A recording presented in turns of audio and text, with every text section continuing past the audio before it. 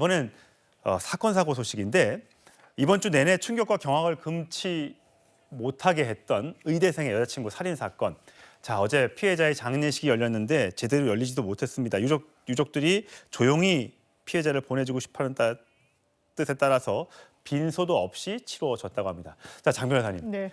저렇게 이제 데이트 폭력, 교제 살인 뭐 이렇게 표현을 하는데 저게 3일에 한 건이나 돼요? 그렇습니다. 상당히 많이 발생을 하고 있는 수치로 지금 나오고 있고요.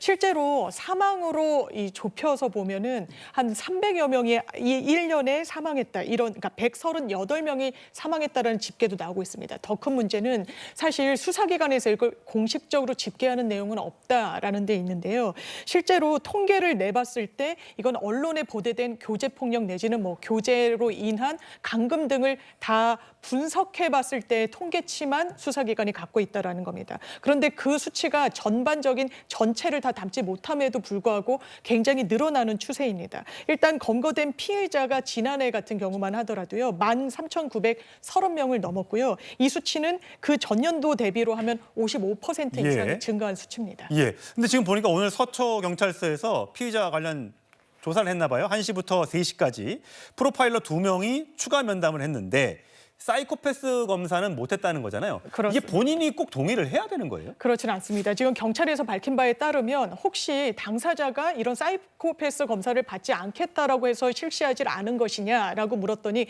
그런 건 아니고 일단 기초 면담 조사를 시행했다라는 것이고요. 그 면담 조사 결과를 토대로 앞으로 사이코패스 검사를 할지 말지 여부는 가늠을 해보겠다고 경찰은 밝힌 상태입니다. 예, 강성필 부위원님. 이게 보니까 만약에 이 사람이 이렇게 뭐 살인을 저지르지 않은 상태에서 혹시 불안정한 정신 상태에서 의사가 됐다면 혹시라도 나중에 더 큰 위험이 되지 않았을까라고 걱정하시는 분들도 있습니다. 물론 기우일 수도 있겠습니다만. 그래서 해외에서는 뭐 의사가 될 때 뭐 적성 검사를 한다든지 인성 검사를 통해서 이 사람이 의사를 할 수 있을 만한 정신 상태가 되는지 안 되는지 검증하는 나라도 있다. 뭐 이런 얘기도 있던데 어떠세요?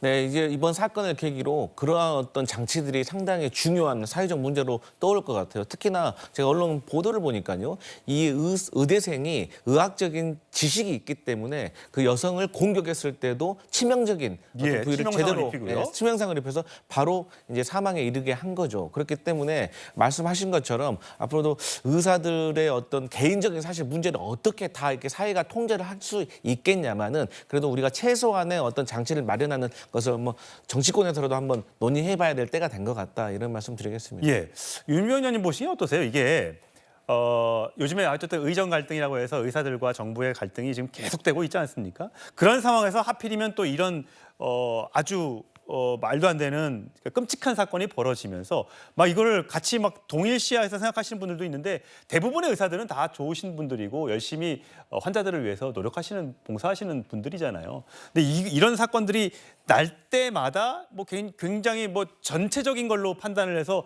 비판을 하고 또 그들이 또 반발하고 이게 의정 갈등 타협에 도움이 안 된다고 또 보시는 분들도 많던데요. 그렇죠. 이번에 이 그 피의자 같은 경우에는 의사의 직위를 이용해서 한 범행은 아니거든요. 그렇죠. 예. 그러니까 본인이 이제 아직 의대생 신분이고 본인과 교제하던 사람을 상대해서 참 서운할 수 없는 짓을 한 것이긴 하지만 어쨌든 의사의 신분을 이용해서 의사의 신분이기 때문에 가능했던 범죄는 아니라서 저는 의사 집단에 대해서 이번 사건을 계기로 매도하는 건 좀 말이 안 되는 것이고 다만 이제 이 피의자의 경우에는 아까 말씀 주신 그런 사이코패스 진단 검사 이런 것 등은 할 필요가 있어 보인다.